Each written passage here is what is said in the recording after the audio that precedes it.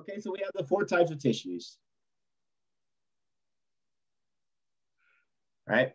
So as you guys said, we have our nervous, our muscle, our epithelial, and our connective. So, and as you guys had mentioned, so part of our connective, the bones, the tendons, and all those things, they're part of connective. They're also used for support. They also play a little bit of part of movement, you know, and then also cushioning. So also our adipose tissue and stuff like that is considered connective tissue. So our padding.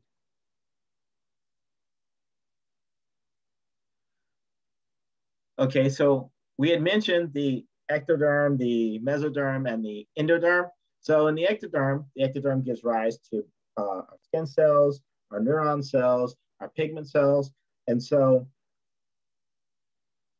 going from that pluripotent cells down to the multipotent level, right? So now we're able to get these mini cells that are derived from these guys, okay? So in the mesoderm, we get cardiomuscular, skeletal muscle, tubular cells of the kidneys, red blood cells, and then smooth muscle cells. And then the endotherm kind of gives us all of those internal cells that are going to be evolved. And so those cells give rise to the tissues of that area. So we'll get our lungs from our lung cells, right? We'll get our thyroid from our thyroid cells. And then we'll get our pancreatic cells to form our pancreas. We'll eventually form the organs, right? So there are 2 major types of membranes. So we have connective tissue membrane, and we have the epithelial membrane. Okay, so the epithelial membrane basically includes all mucosal membranes. So that's stuff that's like the surface of our tongue, the intestinal lining. It's going to be the cells in the interior of our nose, or the membrane in the interior of our nose. All of those places where we're going to get mucuses formed. So that's going to be our mucosal membrane. We're also going to have serous membranes, which is basically membranes that basically lines the cavities of bodies. And so a lot of these membranes, particularly in the epithelial membranes, are responsible for secreting mucus and oils and things to that extent. Why do we need to secrete these oils and mucus and stuff like that? Why do our nose need snot secreted from it?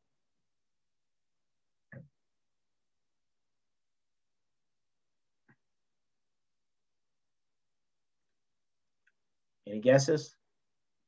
What's the usefulness of snot?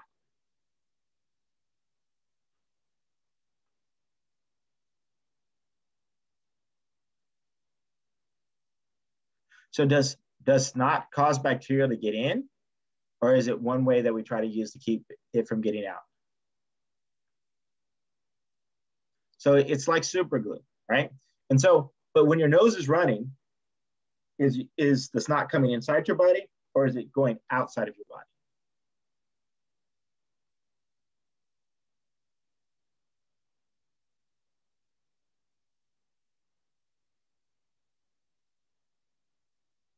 Okay.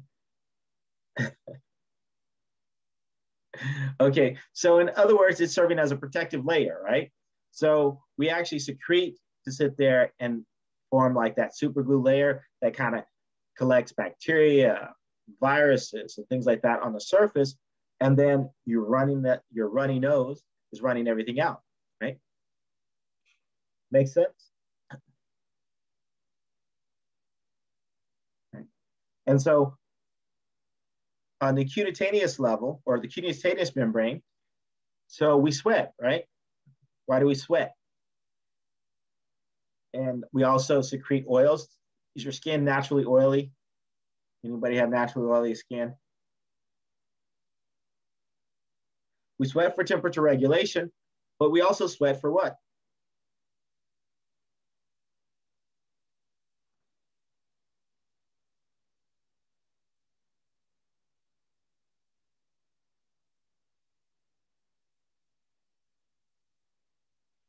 Yeah, it has also helped to get rid of certain waste. And then it also kind of helps as a form of protection because you have some oils and stuff on the base of your skin to kind of protect you against some of those outer things so that they don't attack the cells within, right? So it's a form of protection in a lot of cases. It's also a form of lubrication because in the case of the cavities in between in the inner part of your body, right? If you have two cavities that are kind of close together, you have that mucus that is going to be secreted in that case because to keep it from rubbing against each other, right? Directly against each other. Okay, so what about the synovial membrane?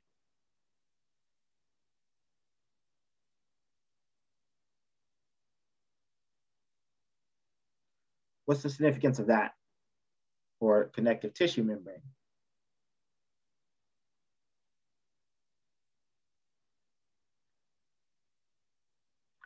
Think about the Tin Man.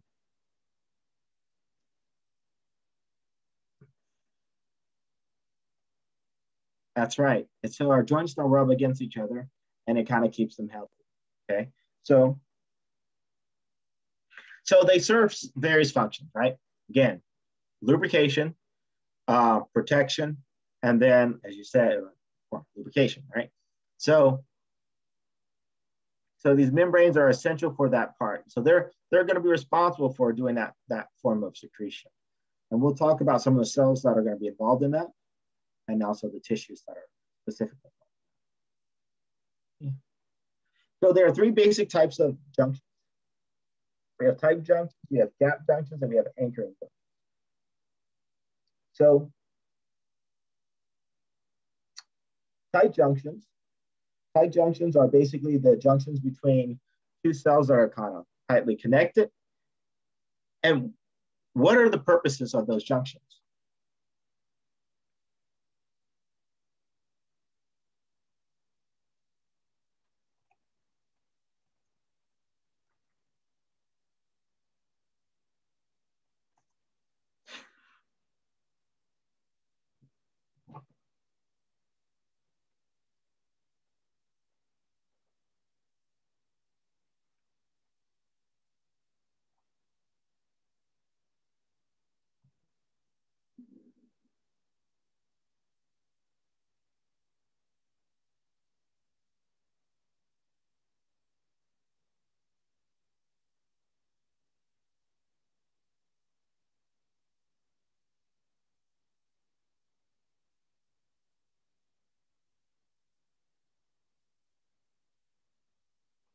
Okay. Yeah, because these cells they're tightly connected to each other. And so they're set up so that nothing else, they kind of serve as a barrier for everything else. And so nothing is really able to get through. So they need a way of communicating with each other. Hey, dude, you're kind of taking up my space, you're getting a little too fat, so hey, so they're able to send signals to each other in these junctions. So they kind of serve as means of allowing things to sit there and send signals to each other. Okay.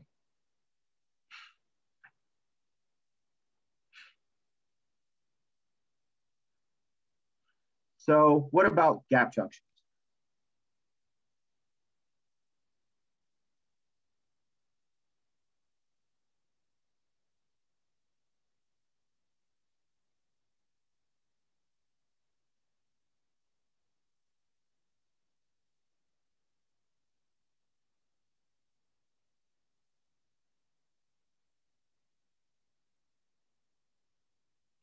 Okay, so here's an example of a gap junction. So in the case of tight junctions, these guys are really tight. They're forming these nice barriers. Part of it is to try to keep them nicely tightly formed. And in the case of gap junctions, we're going to have space between these gaps. And so between two cells, so you have gaps and then you have space between it. So these guys are kind of like little passageways from one cell to the other that spans over that gap. So it's more directed and it's not just kind of universally put into that big open space, right? So it's kind of like, I'm trying to think of a good analogy. So Okay, so it's kind of like rather than just pouring water, like a big old bucket of water, we run a hose to the other layer, right? To the other side. So the gap junctions are just, they're long spanning passageways for stuff to move through from one cell to the other cell over a large gap or a gap region, okay? Okay, and then we have anchoring junctions. So anchoring junctions basically, they're used to basically anchor cell types kind of together. So this is where you're gonna have like your adherens and your desmosomes. So your desmosomes are basically going to be connecting two cells together, and they're going to be kind of linking it together. And so you're going to use like adhesive molecules to sit there and link them together. So that's like cadherin and keratin, and so they're going to allow those guys to interact via or connect, to be connected, be anchored to each other, I guess, tied up together. And then in the case of adherens, so basically you have just your cadherins that are going to be expanding, and then you have like actin filaments that are going to kind of control that connection, how close that connection is, whether it's closed or whether it's going to be open. And then in the case of, we have hemidesosomes, which are basically, they're using integrin molecules, and they're only sitting on the surface of one cell, right? So they'll be like the basal laminal, and then they'll be attached to that cell at the basal laminal on it. Okay, so these guys are just kind of used for anchoring the cell to other structures, other cells, or other tissues.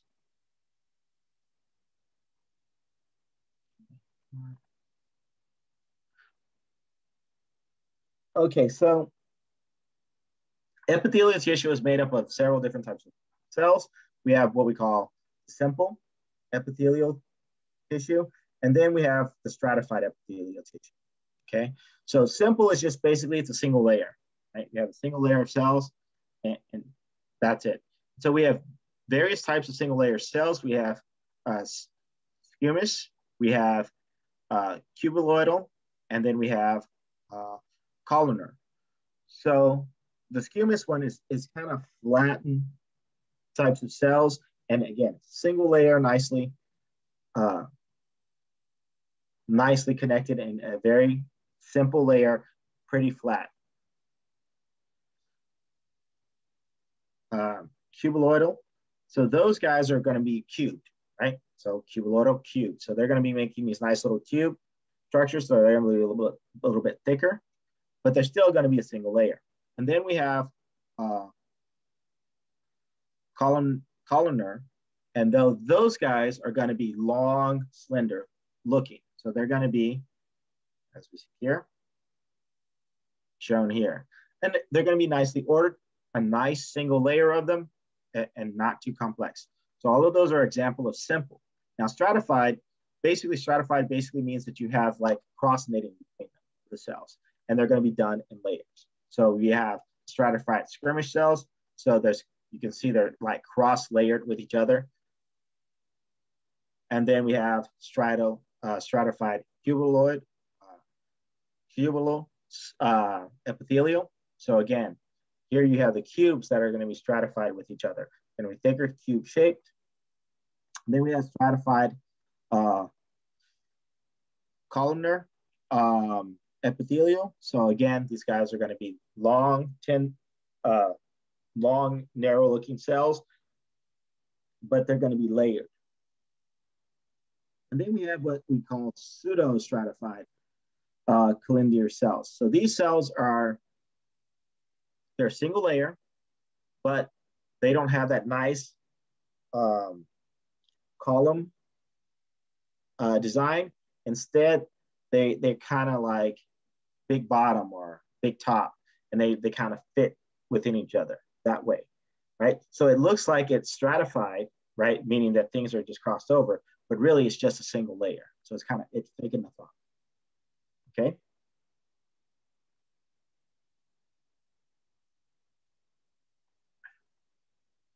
Okay, so the reason why we would have these distinctions between these epithelial layers is the simple versus the stratified is because all cells are going to have different functions. So epithelial of, let's say, the intestines is going to be different than, let's say, the epithelial layer of the skin. And so the way that they're organized are going to be quite different, right? So for instance, this guy here is basically, this is from these are goblet cells, and they are found in the small intestines. And so in the small intestines, these guys are going to have a couple of responsibilities. One of the things that they're going to be doing, they're going to be secreting mucosin. So they're going to be releasing tons and tons of mucosin in that surface area to kind of make it slimy and sticky so that we can actually start, you know, for partially for the protection of the cell, but also so we can start binding and absorbing nutrients, right? And so, and you guys can kind of see, you have these micro villi up front, right? And then you have inside these vesicles. And so these vesicles are going to be secreted out. A lot of mucosin will sit there, be on the surface. And so as things are passing through, it's going to be used to capture different things. And those villi are going to be used to sit there and help with that capture. And so that it can actually start absorbing or taking in some of those nutrients that are going to be passing our way.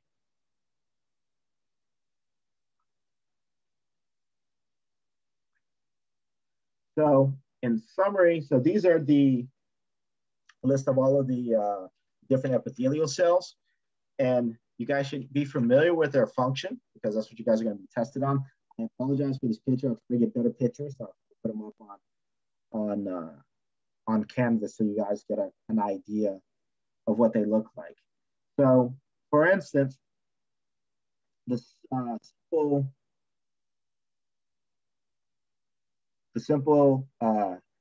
cuboid epithelial. So that guy is going to be responsible for basically secretion and absorption.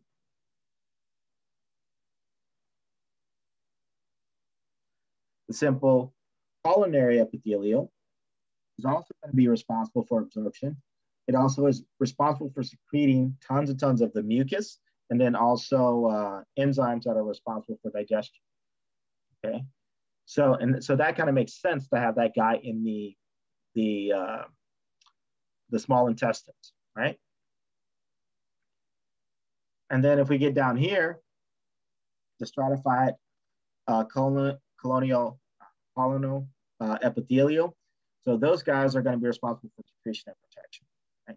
So you're going to get some secretion going on, but it's going to be primarily for protection. Okay. So does that make sense?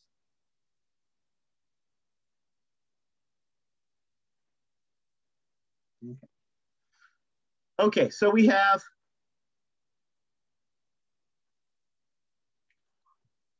clear. Oops. Okay. So we have glandular epithelial cells. So basically cells that are going to be responsible for making our glands. So there are there are two major types. So we have exocrine glands and we have endocrine glands. So what do you guys think exocrine glands are used for?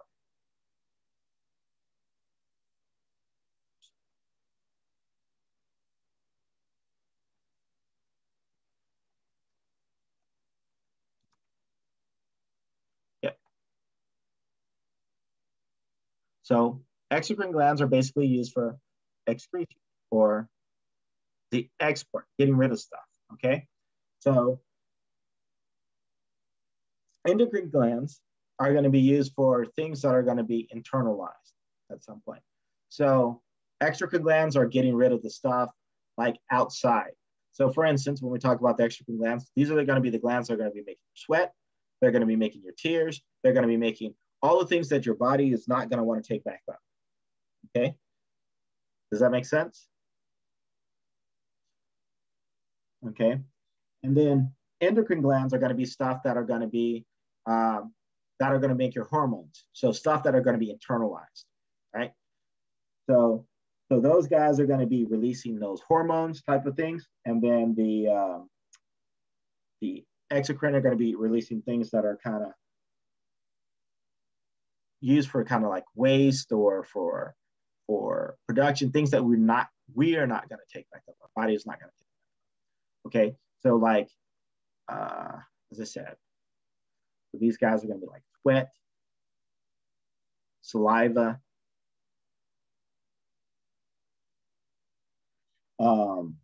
milk,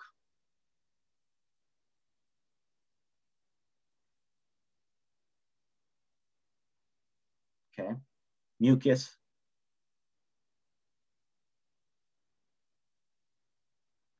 and then these guys are going to be like hormones.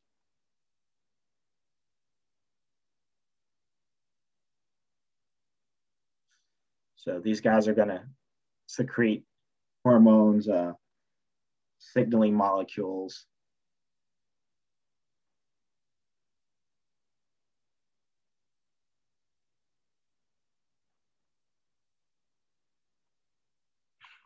Okay, so this is just basically an image of the exocrine glands and the different types that we have. So like the intestinal gland is going to be a simple tubular. So we have two types of form. We have simple, which is going to be depicted here in like the blue. And then we have compound. So this is,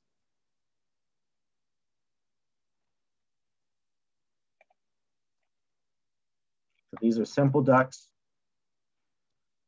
and these are compound ducts.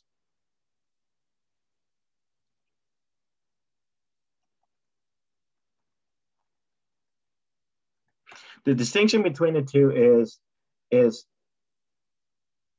simple are just, they're going to be simple structures. So you're just going to have a single duct that exists. So in this case, it's a simple tubular duct. In this case, it is a simple avalarial layer duct, okay? And then here, we have a simple coiled tubular. And then this one is a branch, simple branch.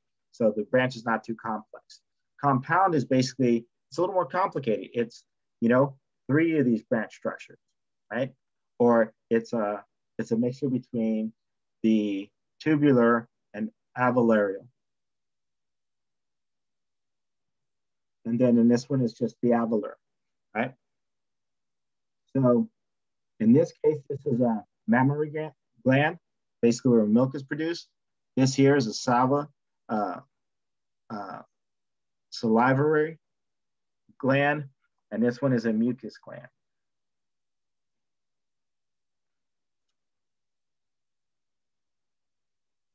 So this guy is,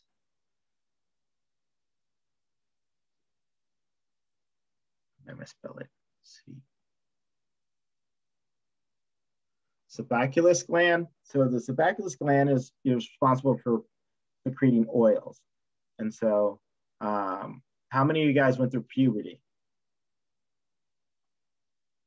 I'm going through it right now. I'm just getting to that age, right? So in that case, all of you guys have gone through puberty. When you went through puberty, did you guys get pimples?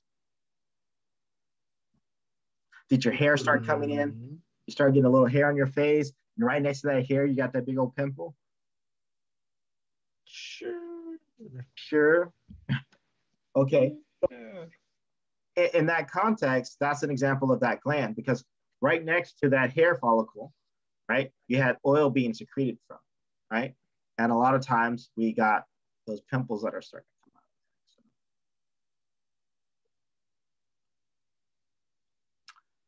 out. So for these exocrine there are three types of secretion that's going to occur. So we have Exocrine secretion, which basically you're just secreting just the individual vesicles, right? So the vesicles are being released from the cell, or the contents of the vesicles are being released from the cell, and they are able to go out. We have apocrine secretion. Apocrine secretion is basically we're releasing a portion of the cell. So we're doing atopic or apical portions of the cell. So, and the easiest way to remember that, apocrine,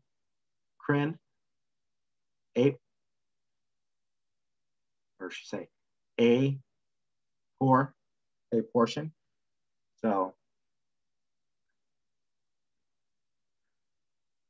apical portions of the cell are going to be released. So basically, you're getting fragmented cells that are being released. And then in the last case is holocrine. Holocrine is basically when you have the cell is basically dead, and so the cell is packing up everything into vesicles to kind of let it go. So its organelles and everything are going to be packaged up, and everything that is of value is going to be let go and secreted out, because the cell is basically destroyed and is releasing all of the products that it has. Okay, does that make sense?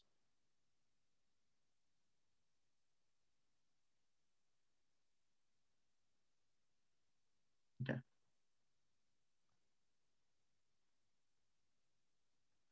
Okay, so here we have the sebaceous gland. Let me clear. And so you guys can actually see where it's located next to the hair follicle. And so here, right next to the hair follicle, we get that oil being produced, right? And so we kind of talked about those pimples. So some of us, because these hair follicles, they protruded, but they're kind of clogged a little bit. So from all of the hair that's being, from the hair coming in and being all new. And so as a result of it, we end up getting a pimple around our little hair follicle that was coming out. Sorry, not Alejandro. Alejandro didn't have any pimples, so he was a lucky man. Okay. In this context, right? So we have the sebaceous gland. In the case of the sebaceous gland, what was the mode of secretion?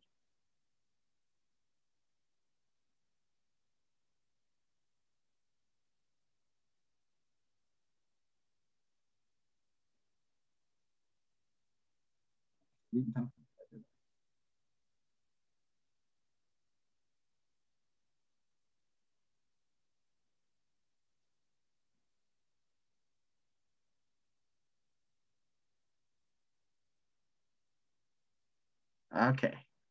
So yeah, that's right. Actually, it is holocrine. I did talk about that. In the case of the sebaceous gland, it actually is its mode of secretion is holocrine. So it's actually going through death. So as you're getting that new growth, you're coming new in. So it's basically using an old cell that was kind of used for just generation of oils in general. And then that gland is just pushing out all of the oil and stuff out of there. So it's kind of packing up ship. So it's basically uses all of those membrane structures, those fatty acids and those lipid structures, and utilizing those as oils. Okay. Does that make sense? So it's jumping ship. Okay. And so this is what it looks like in real life with a histology, a slide. I'm going to say logical slide. Okay, so here is this is connective tissue, and so you guys can kind of see in this case, this is normal, a proper connective tissue, and so it has a combination of different cells. So here we have adipose tissue, or I'm sorry, not adipose tissue, adipocytes. We have um, mesonical cells, we have fibroblasts, and we have, in this case, macrophages. So these guys are all different cell types.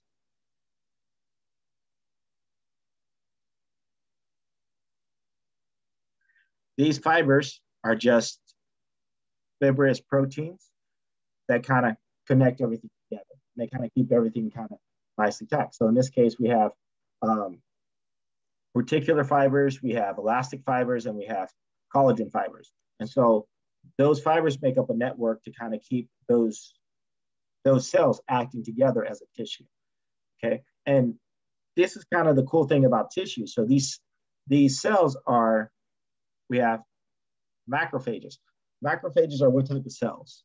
What are they responsible for?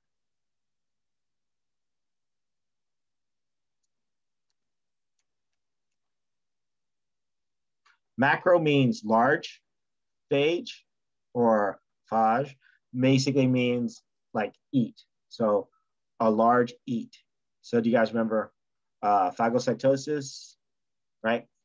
Large eating, you know, so basically large eating. So these are cells that basically eat up other cells to defend us, right? So macrophages are basically used for the immune system, right?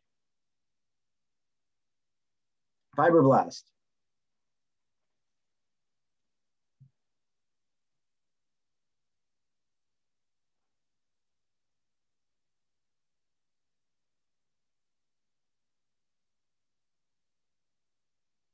Yes.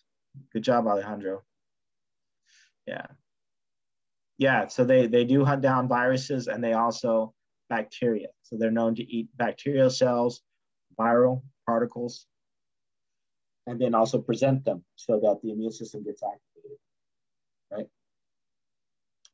So ultimately, my point is that if we look at a tissue, right, this connective tissue has all of these cellular components that are acting together as a unit. You have your protective cells that are in there. You have your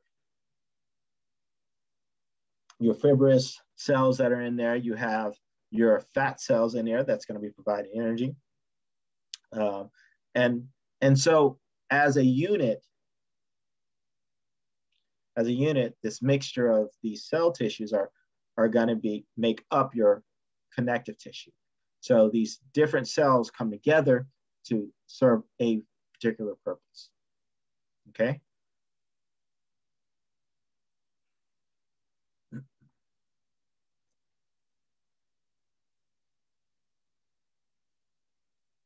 feel like I'm missing something. I missed a slide. Did we talk about cartilage yet?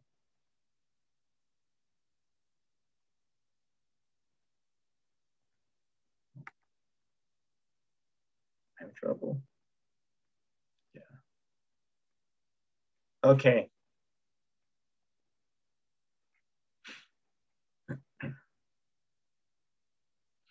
Okay, so these are the adipocytes. So these are just your fat cells.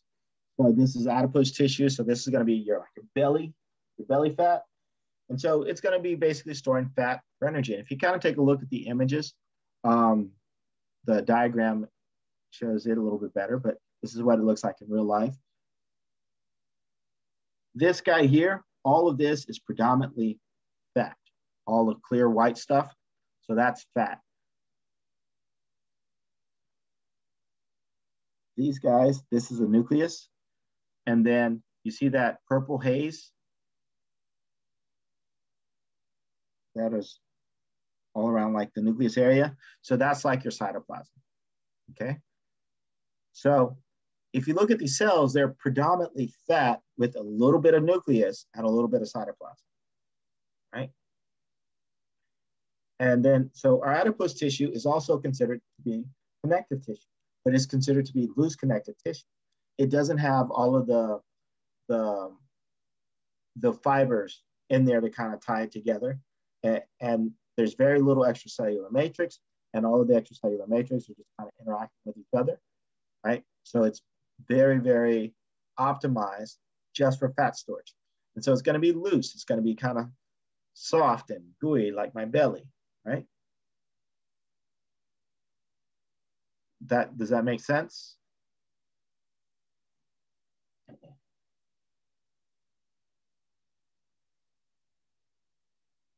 You know, sometimes I feel like I'm talking to a wall or to my slides. Okay, so here, these are reticular tissues, right? These guys are also considered loose connective tissue. They do have reticular fibers, right? And they basically, those fibers are going to provide some of that support and that structure, but these guys are also going to be used for like soft organs, right? And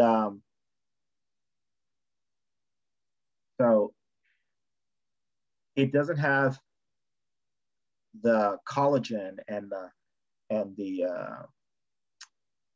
collagen and the fibril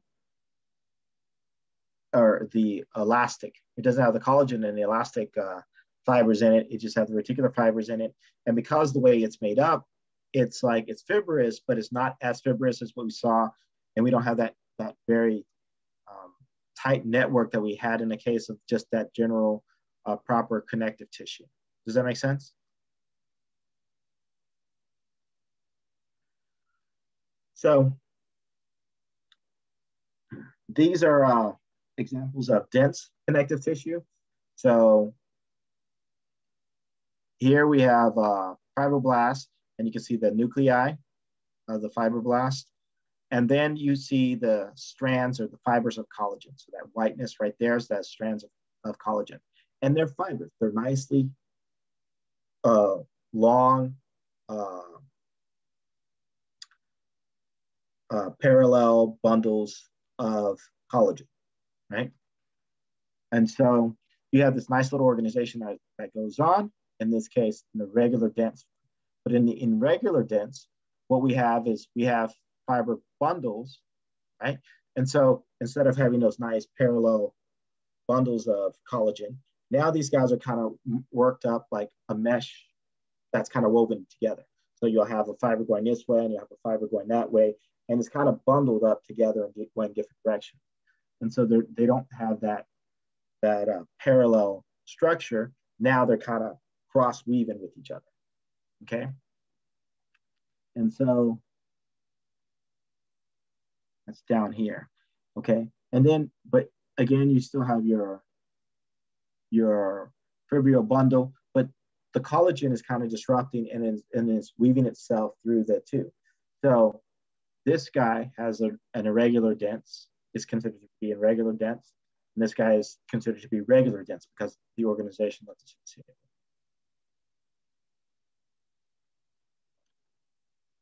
Okay, collagen. So there are three types of collagens. So we have the high-line collagen, which basically provides support. And it also provides some flexibility.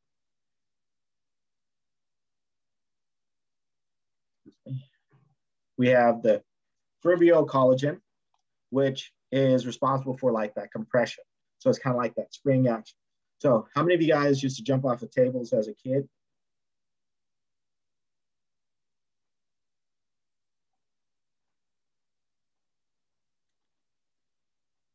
Yep, and the sofa.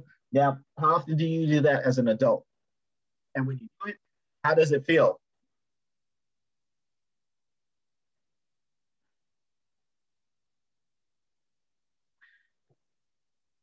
Oh, not anymore. Yeah, it often hurts quite a bit. So over time, as we age and everything, the collagen in our joints, because that's where most of the collagen is going to be located at. It's going to be located in our knees and our elbows and okay? So it's located there. So over time, that collagen actually dies out or gets ripped or gets torn. And so over time, we start losing that collagen and it's not replaced, okay? Like some of our other cells and some of the other tissues. And collagen is basically, collagen is composed of cells, but it is a connective tissue that exists not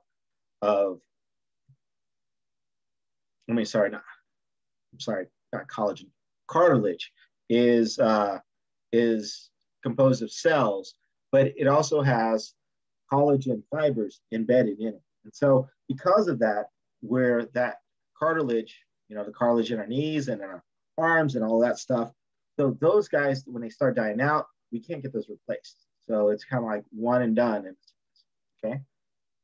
And so as we're getting older, like you were saying, Ryan, your knees start to hurt, right? After you jump off of something. And even if it's off of something that's this high, you're like, man, I just felt that. And you get up in the day and you hear your arms, your joints pop a little bit because the collagen is no longer there. Instead, you're starting to accumulate a little bit of air, and then those bones are starting to rub against each other a little bit and stuff like that. Right?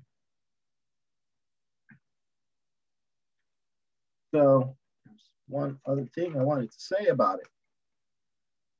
Collagen.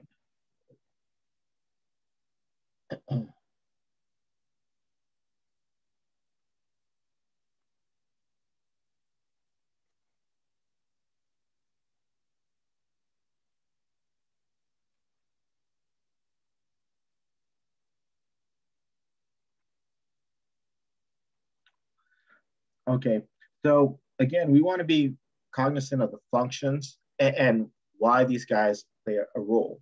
And so we all know that, they're going to be important for, in the case of the fibrio cartilage, it's for that compression and absorbing pressure, okay? The elastic cartilage, that's going to be important for that elastic support, and but it provides that firmness, right?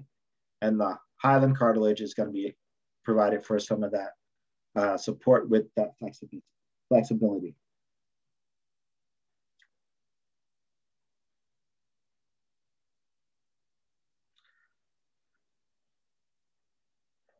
Okay, so that brings us to the blood.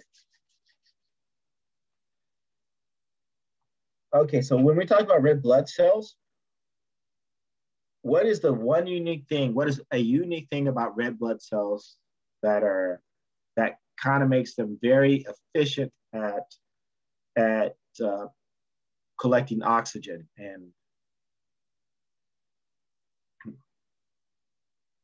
or hemoglobin that is used to kind of carry out the oxygen?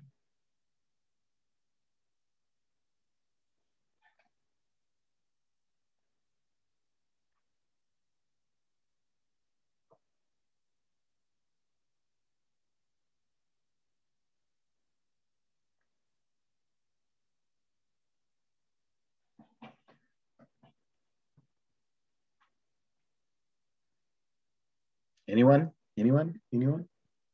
So in the case of the erythrocytes, your red blood cells,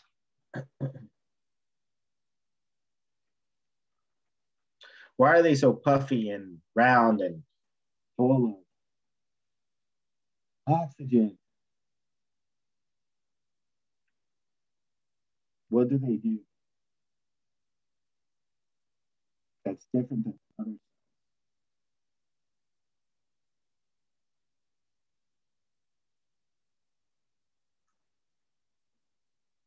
We talked about it.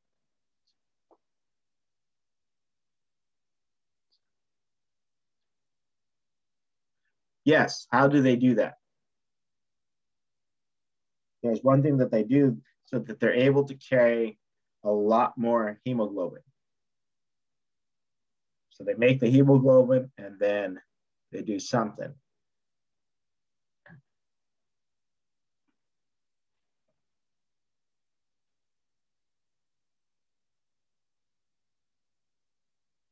Okay, so that you guys know, so red blood cells are the only cells that actually they excrete their nucleus. So they get rid of their nucleus. So then all they have in them is basically hemoglobin and then all of the proteins to kind of sustain itself for a while, right? And so it's a big pillow of hemoglobin that is able to absorb all the oxygen that it needs. Okay, does that make sense? Doesn't make sense. Did you know that? Right? So blood is a connective tissue as well. So, but it's the fluid connective tissues. So here we have erythrocytes and we have lymphocytes. So lymphocytes are basically our white blood cells. Okay, and so lymphocytes and basically a liquid matrix will make up the lymphs, and so that, again, all of that is part of the connective tissue and is going to be important for the circulation. So lymphocytes are going to be circulating in that liquid matrix, and then where the erythrocytes are going to be circulating in our bloods, and then also within those lymph nodes too. Okay, questions, concerns, Cash?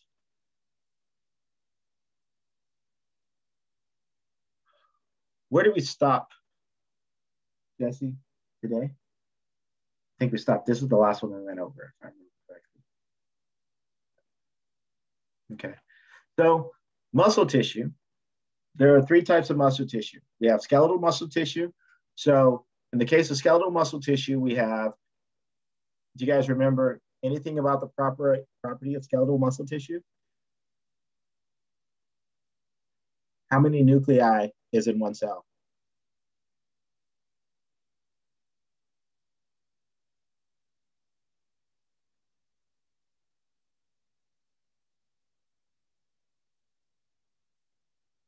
Okay, so skeletal muscle tissue is multinucleated, meaning it has multiple nuclei. And you guys can actually see the nuclei right here.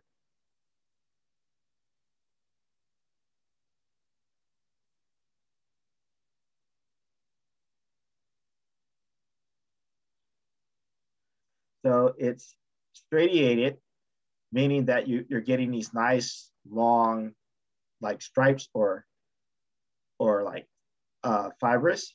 And so along those stratiation, you actually have the nuclei forming along the surface of those stratiations. Okay. Where in the case of smooth muscle, so smooth muscle cells, you see the nuclei, but there's no stratiation, right? So you don't see those nice little stripes going on through it like you see in this case, right? And then for cardio muscles, it appears stratiated, but they have single nuclei. So one way that we could distinguish between muscle, skeletal muscle, is it's going to be multinucleated. So you're going to see lots of little nuclei. These guys are going to be single nucleus with no stratiation in terms of smooth muscle.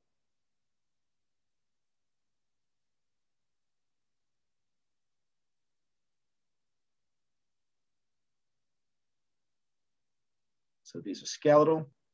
Oops. And then these are cardiac.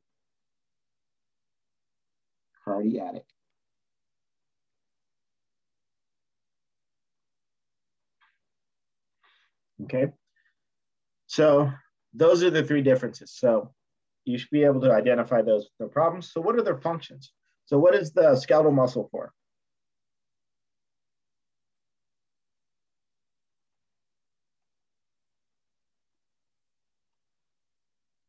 Okay, movement, voluntary or involuntary?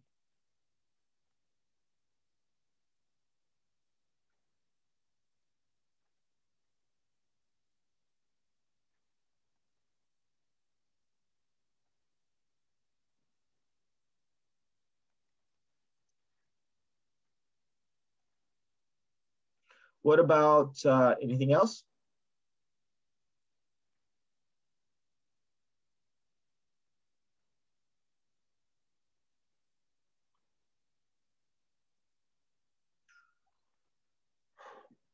Boy, it gets cold in the winter, right?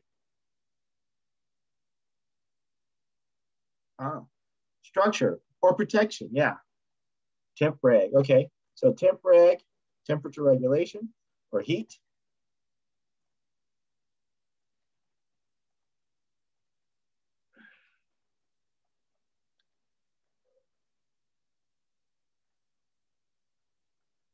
And then protection.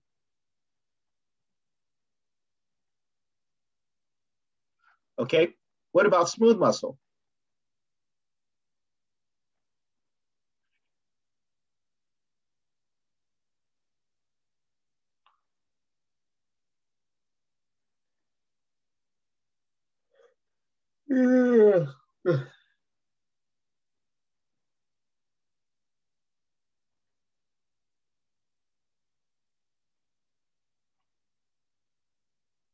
Ah, that's right. Digestion.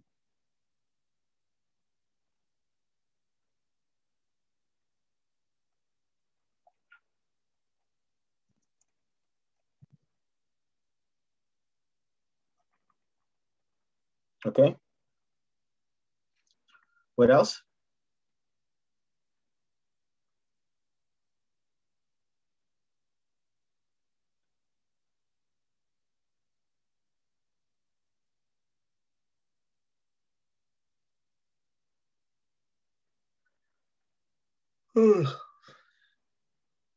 Um, do you guys are you guys awake when you breathe all the time? Do you have to be awoke all the time?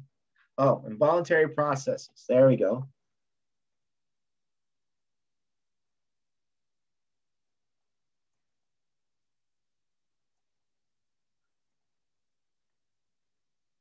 Okay, so that's like respiration, your heart pumping, all those good things. Or I guess not your heart pumping. We have one specialized for that. Okay.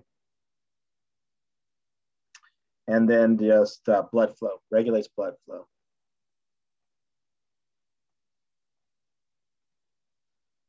Okay. And what about cardio? I mean, um, cardiac muscle.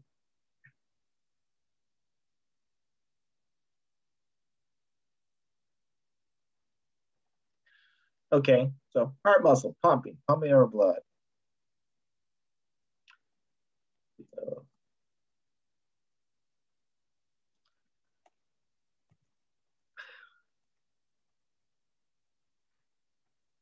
Okay. Questions, concerns, Cash, Kool-Aid. Are you guys awake? Okay, so we are a few minutes early. Are you awake, Jesse? Pretty much. Okay, good, good, good.